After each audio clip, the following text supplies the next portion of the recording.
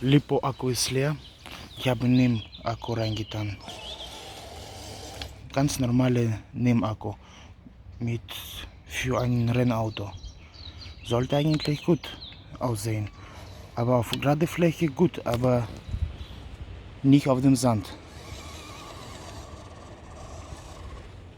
Das war's.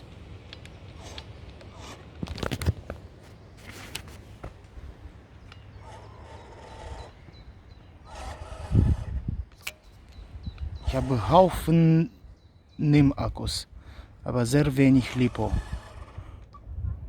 Jetzt muss ich nur mit Lipo fahren, mit diesem Ural.